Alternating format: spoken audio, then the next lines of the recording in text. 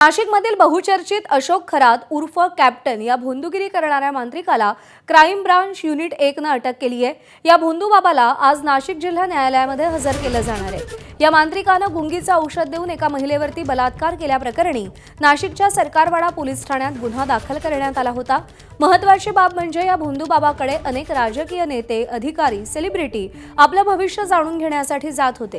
त्यांचे व्हिडिओही पोलीस तपासात उघडकीस आलेत। सिन्नर तालुक्यात अशोक खरात यानं श्री शिवनिका संस्थान या मंदिराची स्थापना केली आहे। या मंदिराच्या विश्वस्त पदावर महिला आयोगाच्या अध्यक्ष रुपाली चाकणकर आहेत, तर एकनाथ शिंदे मुख्यमंत्री असताना त्यांनीही या मंदिरात जाऊन दर्शन घेतलं होतं आणि तेव्हापासून अशोक खरात जास्त चर्चेत आला होता। आता पोलीस तपासात आणखी काय माहिती समोर येते, रुपाली चाकणकर काय भूमिका घेतात, याकडे लक्ष आहे। पोलीस स्टेशन सरकारवाडा येथे CR नंबर 74/2026 असा गुन्हा दाखल झालेला आहे। फिर्यादीच्या तक्रारीवरून भारतीय न्याय संहिता कलम 64, 74, 351 आणि जादूटोणा प्रतिबंध कायदा कलम 3, कलम 1, 2 प्रमाणे हा गुन्हा दाखल करण्यात आलेला आहे। तपास चालू आहे। क्राईम ब्रांच युनिट 1 आणि गुंडा पथक तपास करीत आहे।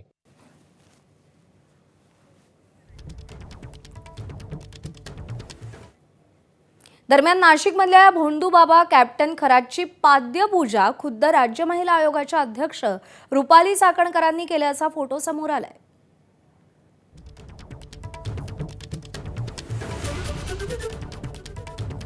महिला आयोगाच्या अध्यक्ष आहेत रुपाली चाकणकर आणि या भोंदूबाबाची त्यांनी पाद्यपूजा केल्याचा हा फोटो आता समोर आलेला आहे।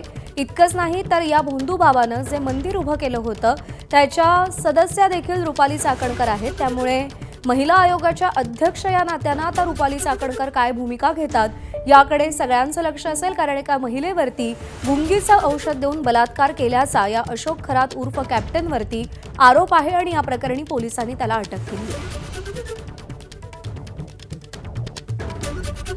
दरम्यान या सगळ्या प्रकरणामध्ये अंधश्रद्धा निर्मूलन समितीनं उडी घेऊन कठोर शिक्षा करण्याची मागणी केली आहे। कॅप्टन खरात हा एक भोंदूबाबा आहे आणि तो ज्योतिषीच्या नावाखाली अनेक महिलांचं त्याने शोषण केलेलं आहे। अनेक राजकीय व्यक्तींचं त्याला पाठबळ आहे। माजी मुख्यमंत्री सुद्धा त्या ठिकाणी येऊन गेलेले होते। काही मंत्र्यांचं सुद्धा त्याला पाठबळ आहे। काही अनेक जे राजकीय पदाधिकारी आहेत त्यांचं त्याच्या ट्रस्टवरती नाव आहे। त्यामुळे या प्रकरणामध्ये राजकीय दबाव येण्याची शक्यता आहे। त्यामुळे महाराष्ट्र अंधश्रद्धा निर्मूलन समिती पोलिसांना भेटून याबाबत सविस्तर निवेदन देणार आहे व याची सखोल चौकशी व्हावी अशी मागणी महाराष्ट्र अंधश्रद्धा निर्मूलन समिती करत आहे।